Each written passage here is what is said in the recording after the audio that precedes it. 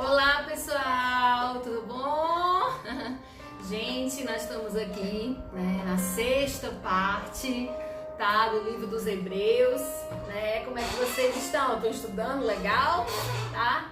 Então assim, sejam muito bem-vindos, sempre é muito bem-vindos ter vocês aqui no nosso canal, com esse estudo. GC Fruto do Espírito, nós amamos vocês, cada um de vocês, tá? Você que está entrando agora nesse canal, vendo aqui, certo? Muito obrigada pela sua presença, também seja muito bem-vindo, tá certo? É uma honra ter você com a gente. Nós estamos na sexta parte já, Como passa, rápido. Estamos na sexta parte do livro dos Hebreus, fazendo um estudo para um grupo de crescimento, tá? Para que você não me conhece, meu nome é Rosalba, tá? E assim, fica com a gente até o final, acompanha a gente, tá bom? Se inscreve no canal, tá? Que assim a gente vai ficar muito feliz em ter vocês conosco, tá certo? Então, como foi combinado, tá? Hoje nós vamos ler, pegue a sua Bíblia, tá? Nós estamos aqui... vamos ler o capítulo 4 do livro de Hebreus, tá? Do 14 ao 16, certo? E vamos ler o 5 também, tá? Do 1 até o 6. Então pega lá a tua Bíblia, que dá tempo de pegar, tá? A Bíblia que eu vou ler hoje é de estudo esquematizada, da Almeida Renovada, tá certo? E vamos lá, tá bom? Vamos lá fazer a nossa leitura bíblica. Tá? Primeiro, vamos lá, no capítulo 4, do 14 ao 16, ele diz assim: Tendo, pois, a Jesus, o Filho de Deus, como grande sumo sacerdote, que penetrou os céus, conservemos firmes a nossa confissão. Porque não temos sumo sacerdote que não possa compadecer-se das nossas fraquezas. Antes, foi ele tentado em todas as coisas, a nossa semelhança, mas sem pecado. Acheguemo-nos, portanto, confiadamente, junto ao trono da graça, a fim de recebermos misericórdia e acharmos graça, para socorro em ocasião oportuna. Tá? Agora vamos ler o 5, do 1 ao 6. Porque todo sumo sacerdote, tendo tomado dentre os homens, é constituído nas coisas concernentes a Deus, a favor dos homens, para oferecer tanto dons como sacrifícios pelos pecados. E é capaz de condoer-se dos ignorantes e dos que erram, pois também ele mesmo está rodeado de fraquezas. E por essa razão deve oferecer sacrifícios pelos pecados, tanto do povo como de si mesmo. Ninguém, pois, toma esta honra para si mesmo, senão quando chamado por Deus, como aconteceu com Arão. Assim, também Cristo, a si mesmo, não se glorificou para se tornar sumo sacerdote, mas o glorificou aquele que lhe disse: Tu és o meu filho, e hoje te gerei. Como em outro lugar também diz: Tu és sacerdote para sempre, segundo a ordem de Melquisedeque. Tá? Hoje nós vamos fazer um estudo sobre o sacerdócio, tá? E explicar como Jesus era 100% homem antes da ressurreição. Tá? Então vamos entregar, aqui vamos fazer uma oração, entregar o Espírito Santo, para que ele possa falar aos nossos corações. Tá? Então vamos orar e entregar, Espírito Santo, nesta hora nós te agradecemos pela oportunidade de fazermos um estudo online, de estarmos com pessoas, Senhor, por trás, nos ajudando, orando conosco, aprendendo conosco. Nós te agradecemos pelo nosso GC, nós te agradecemos, Senhor, pela tua palavra. Nós te agradecemos porque essa palavra é viva e penetra nosso coração. Nós te damos toda a honra e todo o louvor e te damos liberdade para o Senhor falar aos nossos corações aquilo que o Senhor tem guardado para cada um de nós. A tua palavra transforma, a tua palavra explica. E nós te entregamos assim o nosso coração em tuas mãos, para que o Senhor possa usar a nossa vida, para que o Senhor possa usar o nosso coração, a nossa mente, possa usar a nossa boca, né, para glorificar o teu nome através da tua palavra. Em nome de Jesus, faz-se presente no nosso meio. É tudo que nós te pedimos e te agradecemos, é no nome santo e poderoso de Jesus Cristo, que vive e reina para todos sempre. Amém. Então, gente, as pessoas às vezes perguntam: Rosalba, quantas partes o livro de Hebreus vai ter o nosso estudo? Gente, nem eu sei. Nem eu sei ainda quantas partes vai ter, porque é um livro realmente que engloba muita coisa. E quanto mais a gente lê, mais coisa a gente tem para falar, não é? Então, só resumindo um pouco, o que a gente estava falando, no livro de Hebreus, Para quem o livro de Hebreus foi escrito? O livro de Hebreus, ele foi escrito para uma comunidade judaica, vamos dizer assim, debaixo de uma cultura sobre o ensino da Torá, no Velho Testamento. É por isso que a gente sempre volta, ao Velho Testamento. Sempre a gente faz uma referência a Gênesis, a Êxodo, a Levítico, os livros da Torá no Velho Testamento, que eles fazem essa comparação, entendeu? Com o livro dos Hebreus, E como eu sempre digo, a Bíblia é um livro de revelação. Da capa pra frente até o fim, certo? Foram escritos por mais ou menos uns 40 pessoas, certo? Mas sempre existia uma mão por detrás dela.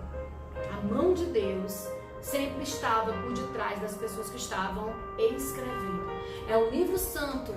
E ai daquele que acrescentar ou retirar alguma coisa desse livro. É um livro confiável, um livro poderoso, Então, no caso, o que a gente vai ver hoje, O que era o centro da vida, dos judeus, como a gente fala. O que realmente era o foco naquela época. Naquela época o foco era o Templo de Jerusalém.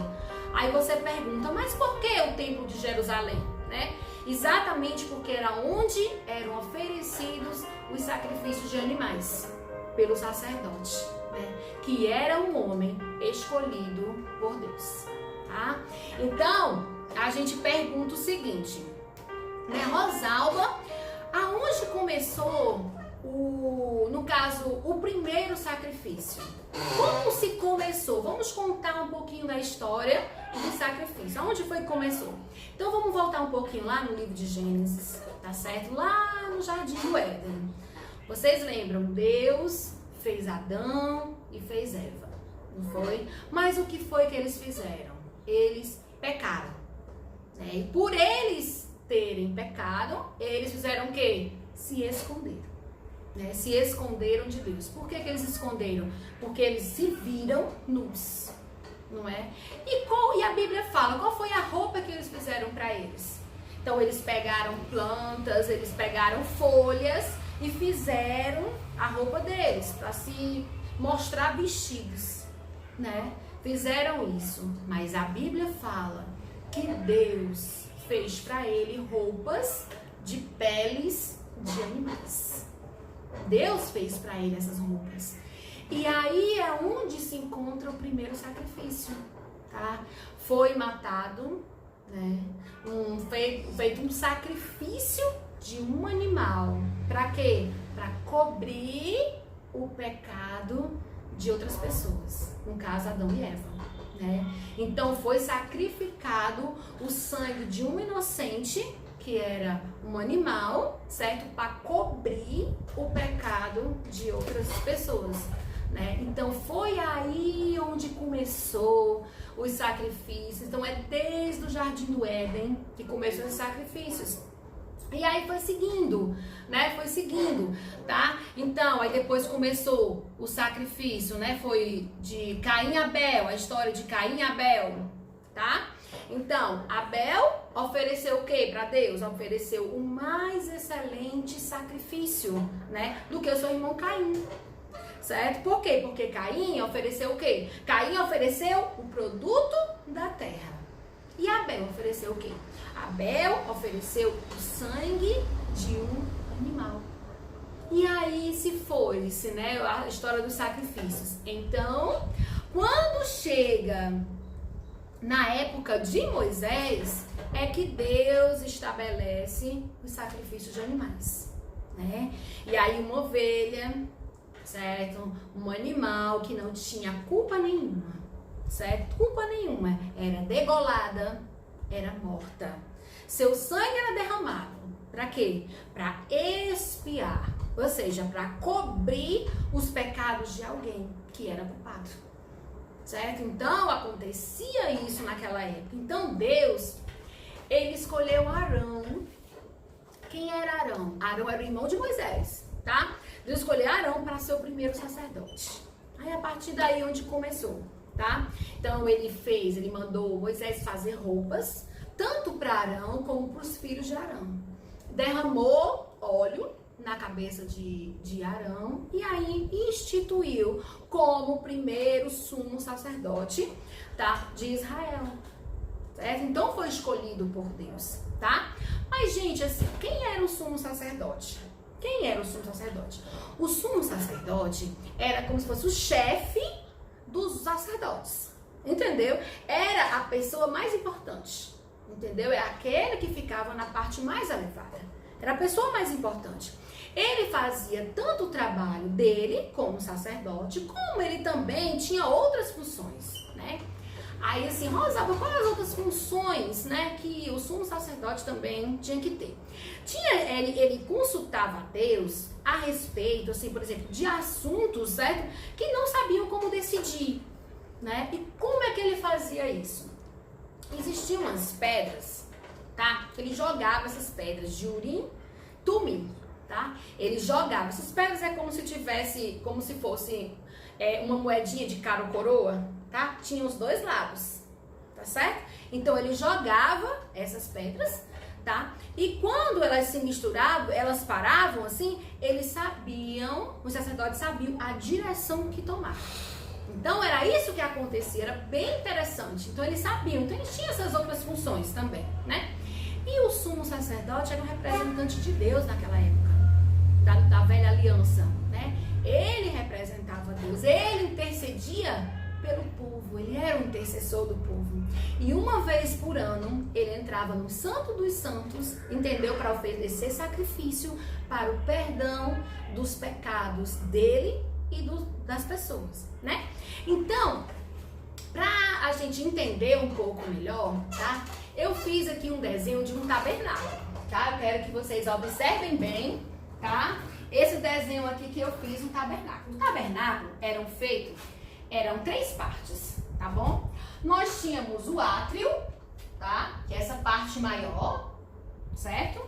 Essa outra parte aqui era o lugar santo, tá? E aqui era o Santo dos Santos, ok?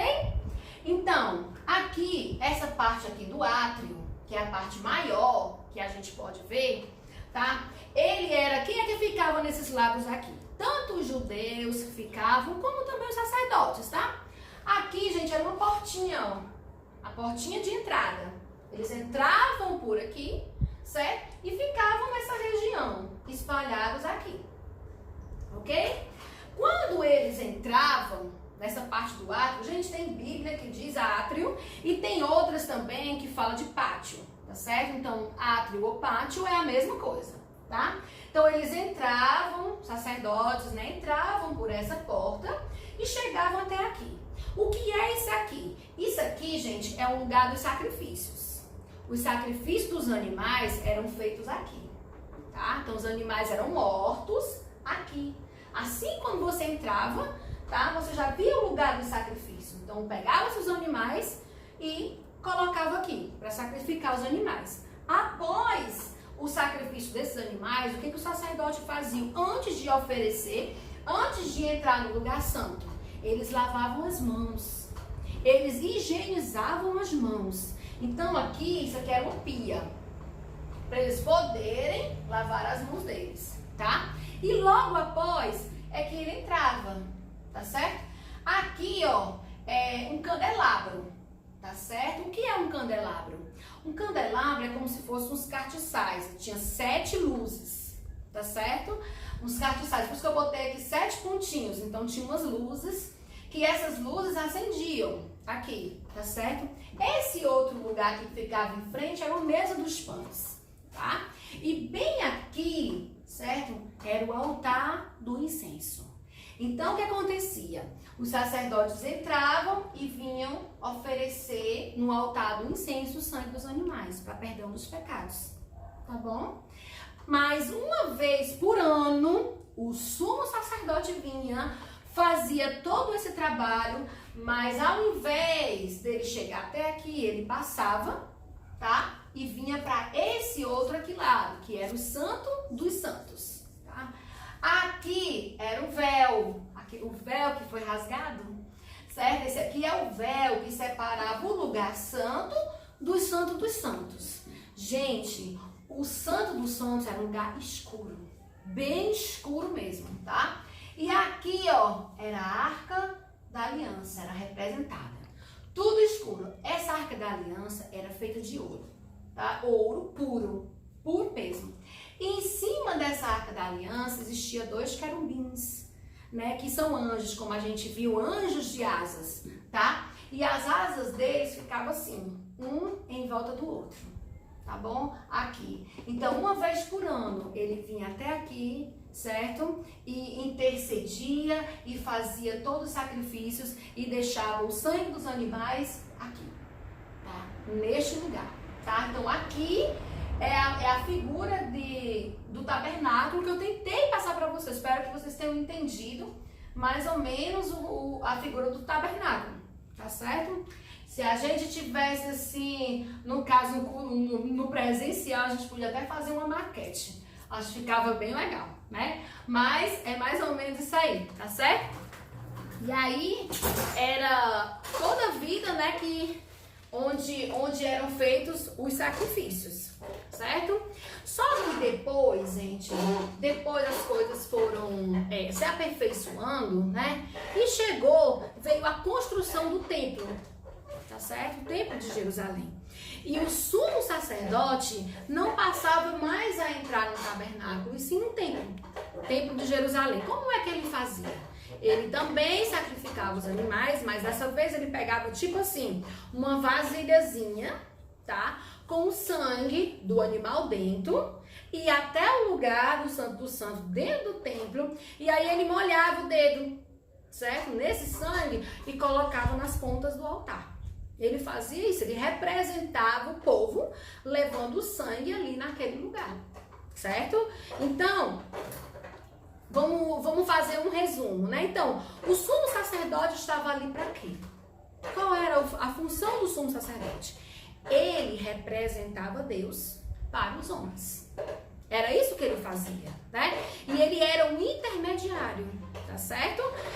Para levar as orações, entendeu? Para levar os homens a Deus. Ele era o intermediário de tudo isso. E Deus sempre escolhia o sumo sacerdote. Era Deus que escolhia, tá certo? Então, primeiro, aonde eram feitos os sacrifícios? Primeiro era onde? No tabernáculo. Primeiro. Depois, passou para ser feito no templo, para milhares e milhares e milhares de pessoas. E também para outros sacerdotes, né? Também. Gente, assim, segundo que eu fiz uma pesquisa, alguns historiadores, né? Eles falavam que tinha mais ou menos, era de 18 a 20 mil sacerdotes. Eram muitos sacerdotes, sabe? E nesse templo, quando havia, assim, na época da Páscoa, no templo, atrás do templo, tinha tipo um ribeiro de águas, sabe? E era tantos sacrifícios na Páscoa que existia, certo? Que esse ribeiro ficava vermelho, certo? De quilômetros em quilômetros já ficava vermelho, de sangue que eram sacrificados na época da Páscoa, né? O sacrifício para o perdão dos pecados das pessoas, né? Então, realmente são alguns historiadores, né, que falavam isso, tá? Voltando aqui à Bíblia, tá certo? No capítulo 5, vamos ver aqui no versículo 2 e 3. Ele diz assim: olha, o sacerdote, ele é capaz de condoer-se. Olha o que ele fala: condoer-se, certo? Dos ignorantes e dos que erram, pois também ele mesmo está rodeado de fraquezas. E o 3: e por esta razão deve oferecer sacrifício pelos pecados, tanto do povo como de si mesmo, tá? Então, gente, assim, o sumo sacerdote era uma pessoa normal, entendeu? Era uma pessoa normal. Ele não era infalível, entendeu? Era uma pessoa como eu, como você. Então, ele não era uma pessoa impecável. Era cheios e cheios de pecados. E ele errava por ser homem. Pessoa normal, entendeu? Na verdade, né, como ele diz, quando ele entrava uma vez no Santo dos Santos, né, ele sacrificava os animais para o perdão do pecado dos outros sacerdotes, mas também dele. Ele oferecia o perdão para todos, para ele e para todos ao redor, entendeu? A Bíblia fala que ele se condoía. O que significa? O que significa isso? Ele se condoía, ou seja, porque, gente, ele sentia as fraquezas dele. Ele via as fraquezas dele, como é que ele era, as suas limitações, ele sabia dos seus erros. Então ele se condoía com isso, entendeu? E ele ia à presença de Deus para pedir perdão, entendeu? Mas assim, o maior objetivo, tá? Era que ele tivesse empatia pelas outras pessoas. Era o maior objetivo dele, entendeu? Por quê? Porque ele tinha que se colocar no lugar do outro. Ele tinha que ver que era igual ao outro. Ele tinha que se colocar neste lugar, sentindo o que outra pessoa sente. Entendeu? Por quê? Porque assim ele evitava de julgar de uma maneira mais dura, quando ele se colocava no lugar do outro. Então ele se condoía, como a Bíblia fala. Ele se condoía devido às fraquezas dele. E o sacerdote também, ele tinha um peso muito grande, porque ele também julgava. Entendeu? Julgava, por exemplo, como tinha uma doença, certo? Qualquer tipo de doença, então as pessoas iam até o sacerdote. A Bíblia mesmo fala, vocês lembram, certo? Da história da cura dos 10 leprosos? Jesus curava os 10 leprosos. O que foi que ele falou na história? Entendeu? Olha, ide e mostrai ao sacerdote. Era isso que Jesus dizia. Por quê? Porque o sacerdote dizia se a pessoa estava livre ou não da lepra. Entendeu? Então, tudo eles faziam, né? E o 4, olha aqui o 4, dizia: ninguém, pois, toma esta honra para si mesmo, senão quando chamado por Deus, como aconteceu com Arão. Entendeu? O sumo sacerdote era o que, como eu falei, sempre era escolhido por Deus e não por homens. Sempre era por Deus, entendeu? E ele começou na linhagem de Arão, como eu falei, que era irmão de Moisés. Começou nessa linhagem de Arão. Então, por exemplo, quando ele morresse, Arão morresse, quem ia assumir? O filho dele, que é o Eleazar, iria assumir. Quando Eleazar morresse, quem ia assumir era o filho dele. E assim sucessivamente, porque era um cargo vitalício. Passava de pai para filho. Sempre era assim. Então começou na linhagem de Arão. E era por geração em geração. E é assim que foi Deus que escolheu, né? Então, sempre o sacerdote do Antigo Testamento era um homem normal e sentia as mesmas fraquezas que eu sinto ou você sente. Ele era um homem normal, certo? No 5, vamos lá pro 5. Ele diz assim: assim também Cristo, a si mesmo, não se glorificou para se tornar sumo sacerdote, mas o glorificou aquele que disse: tu és o meu filho, e hoje eu te gerei. E no 6, ele diz, como em outro lugar também diz, tu és sacerdote para sempre, segundo a ordem de Melquisedeque, né? Só que hoje, né? Hoje nós temos um sumo sacerdote, né? Jesus, hoje, depois da ressurreição, é nosso sumo sacerdote. É Jesus, né? E é um sacerdote, gente, escolhido por Deus, um sacerdote por excelência, como a gente já ouviu falar. Jesus Cristo é sumo sacerdote por excelência, né? Para sempre, como a Bíblia diz, tu és sacerdote para sempre, segundo a ordem de Melquisedeque. Não é isso? Então, o que foi que aconteceu? Jesus se tornou homem, tá? Homem, gente, ele era 100% homem, certo? Algumas pessoas falam que Jesus era 50% homem e 50% Deus. Isso não é bíblico, isso não existe. Jesus é 100%, quando ele veio, 100% homem.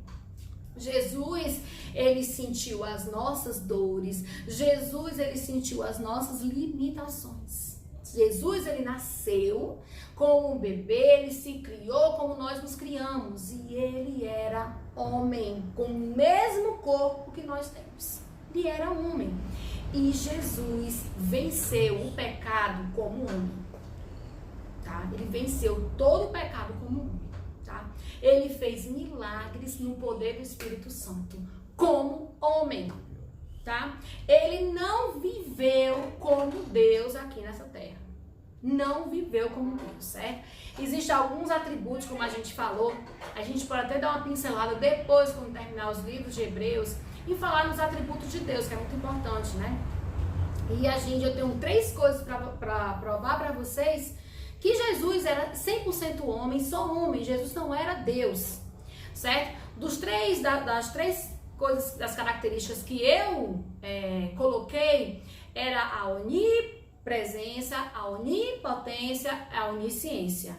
Jesus, antes da ressurreição, quando estava aqui, ele não tinha nenhum desses 3 atributos, certo? Aí eu vou te explicar, tá bom? Ele não era onipresente, tá? Como assim, Rosalba? Porque a onipresença é quem está em toda parte. E Jesus nunca, nenhuma parte na Bíblia tem dizendo que Jesus estava em 2 lugares ao mesmo tempo. Jesus não estava em 2 lugares ao mesmo tempo, ele só estava em um lugar só. Ou ele podia estar em Jerusalém, ou ele podia estar no Mar da Galileia, mas ele estava somente em um lugar, ele não podia estar em 2 ao mesmo tempo, entendeu? Ele estava no corpo físico e era limitado. Não é isso que o nosso corpo é limitado? Então, ele não era onipresente quando ele estava aqui. Jesus também não era onipotente, certo? Ele mesmo falou, ele disse nas Bíblias, eu nada posso fazer de mim mesmo. Eu nada posso fazer de mim mesmo. Eu só faço aquilo que o Pai me mandou fazer. Não foi? Então, olha como ele não era onipotente. Entendeu? Qual foi o primeiro milagre de Jesus? Qual foi o primeiro milagre de Jesus? Foi feito lá em Caná da Galileia, quando ele fez o quê? Ele transformou água em vinho, não é? Transformou. Aí você pode dizer, Rosalba, mas ele não era onipotente, não? Não, por quê?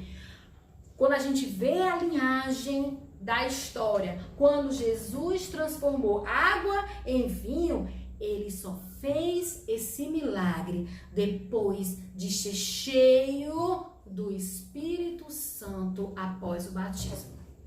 Foi assim que Jesus fez. Após o batismo, eles ser cheios do Espírito Santo.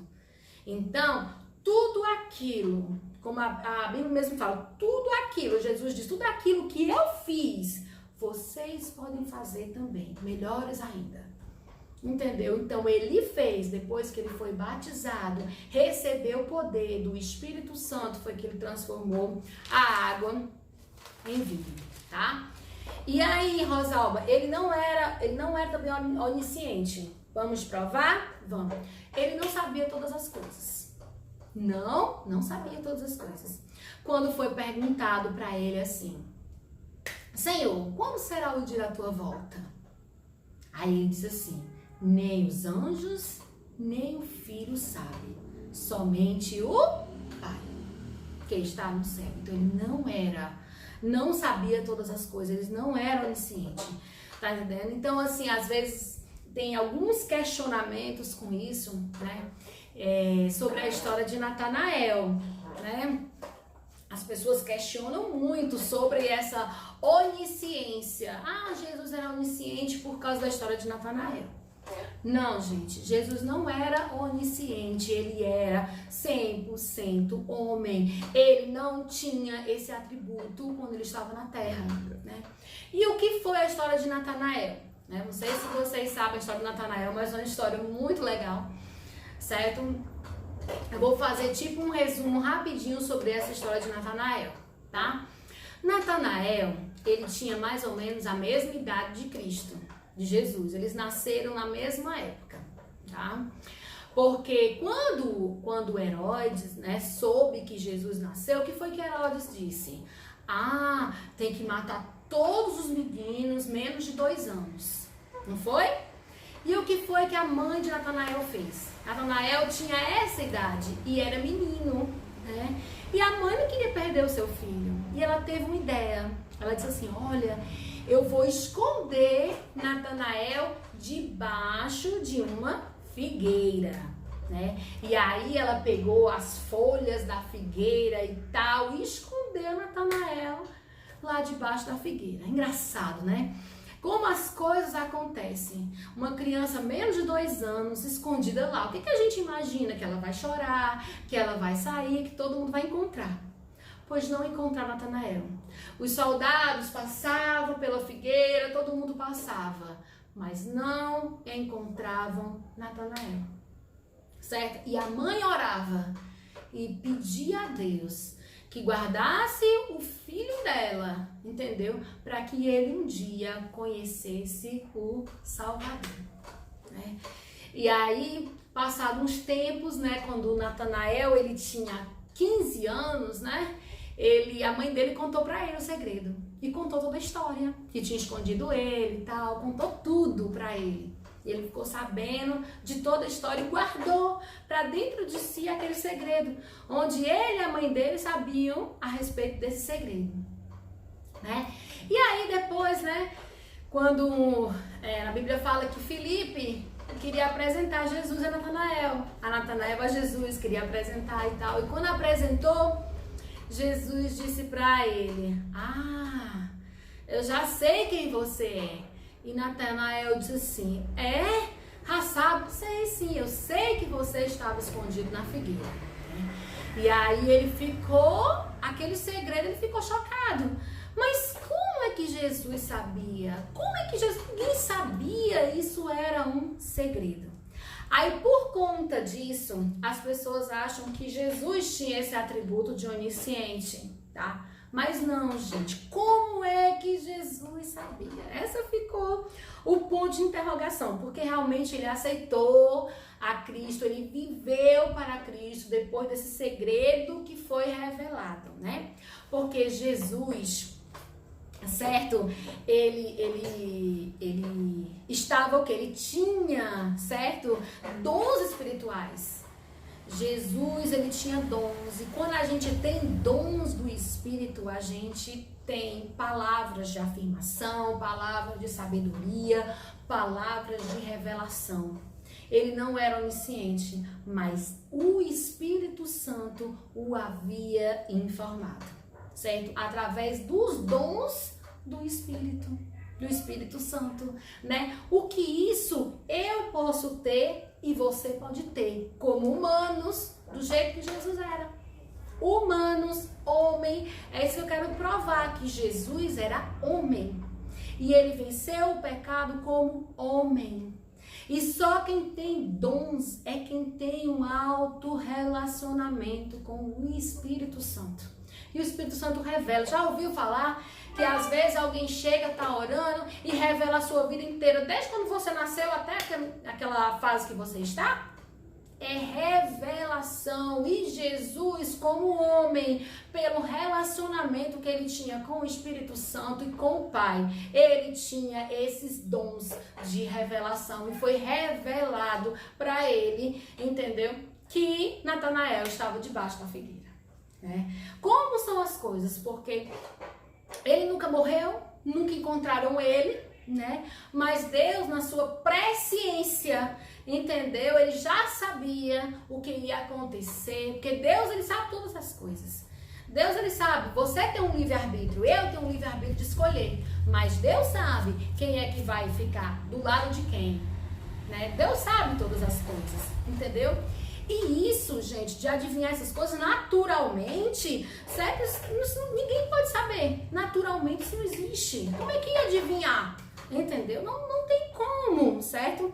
Mas o Espírito Santo revelava as coisas para Jesus. Tudo o Espírito Santo revelava. Autorrelacionamento com Cristo. Entendeu? E pode acontecer isso, é como eu digo, pode acontecer devido ao teu relacionamento com Deus. Pode acontecer do Espírito Santo revelar algo pra você, algo pra mim. Revela através de outra pessoa. Uma pessoa chega e conta uma coisa que ninguém nunca sabia. Revelação em sonhos. Deus pode te mostrar algo em sonhos. Tudo isso é um dom do Espírito Santo, a revelação do Espírito Santo, tá? Então, só repetindo, Jesus viveu como homem. Ele venceu como homem. Não tem essa história de dizer, eu não posso me comparar a Jesus porque Jesus era Deus. Não. Jesus aqui na terra, antes da ressurreição, ele deixou tudo, o seu trono de glória, e ele veio como homem pra cá, entendeu?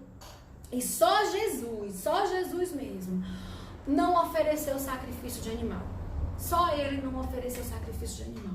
Mas Jesus ofereceu a si mesmo como sacrifício por mim e por você. Só assim que ele fez. E hoje, assim, eu entendo, né? Quando na Bíblia, quando Jesus passava e a primeira vez que João Batista viu Jesus, ele disse assim... viu a primeira vez assim, olha, eis o Cordeiro de Deus, que tira o pecado do mundo. Era o Cordeiro, entendeu? Era o sangue puro, que ia nos dar uma nova vida, uma nova aliança, entendeu? Hoje eu entendi. Em Hebreus, o sangue de animais não era para perdoar os pecados, era para cobrir os pecados, mas a dívida estava lá. A dívida não tinha sido paga, a dívida ficava acumulada, entendeu? Então era necessário ter outro sangue, que era o sangue de Jesus, para que a gente pudesse ter uma nova história e uma nova vida.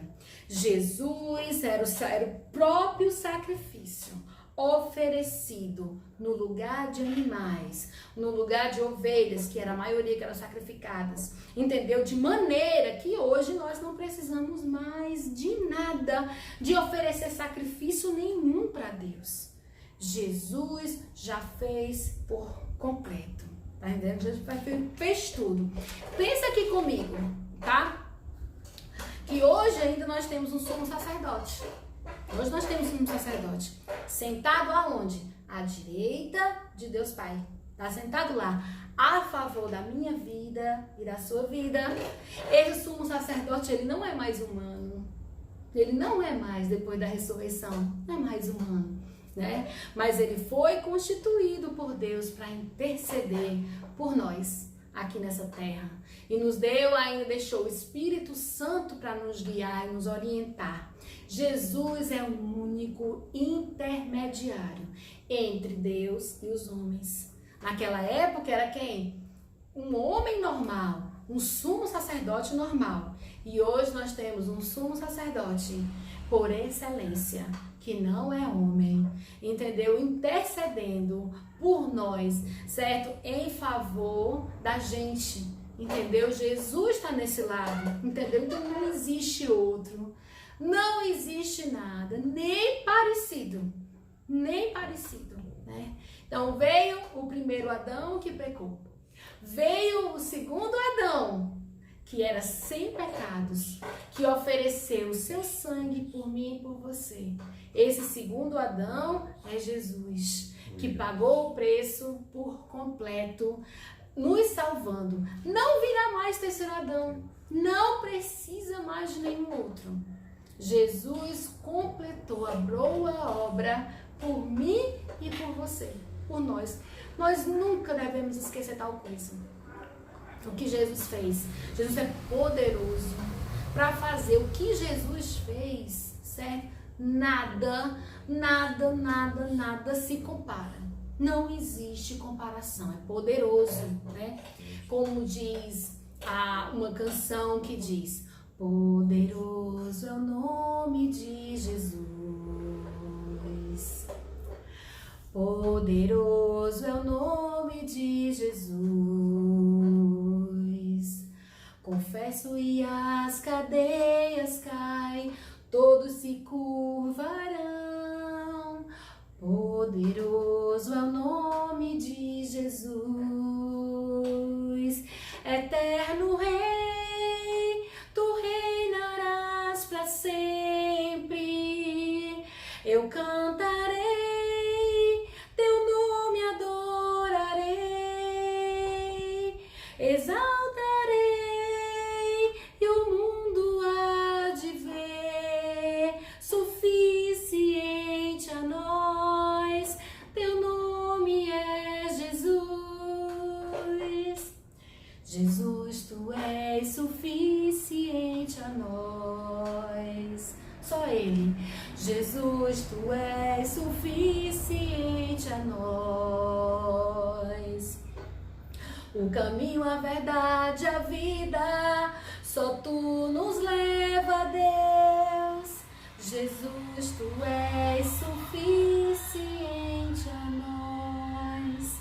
Então é isso, Jesus é único. Jesus é suficiente, não vai ter um outro terceiro Adão. Entendeu? E com ousadia.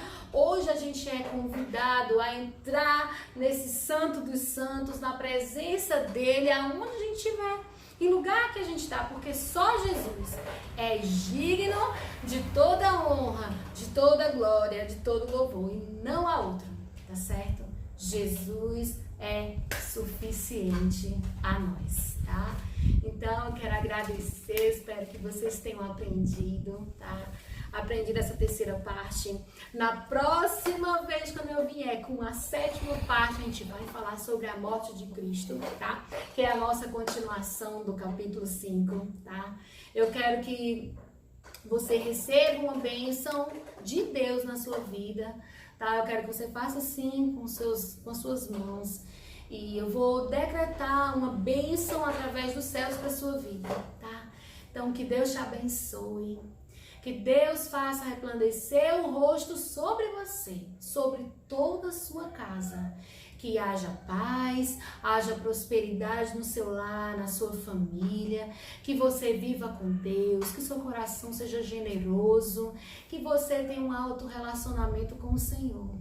Que Deus te abençoe, te livre de todo o mal, certo? Que você tenha vontade, mais e mais de chegar à presença do Senhor.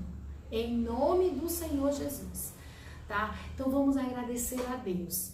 Gente, quando a gente estuda e realmente vê o que Jesus fez na nossa vida, vale a pena. Vale a pena a gente se dedicar, vale a pena a gente viver para Deus. Porque foi algo incomparável, não existe igual. Ninguém mais, não existia ninguém mais para fazer o que Jesus fez por nós. Tá bom? Então toda honra e toda glória pro nome de Jesus, tá? Um abraço bem grande, tá bom? Tô morrendo de saudade, doido pra me encontrar com vocês, tá? Então até a próxima live, tá bom? Um beijo, fiquem com Deus. Tchau, tchau!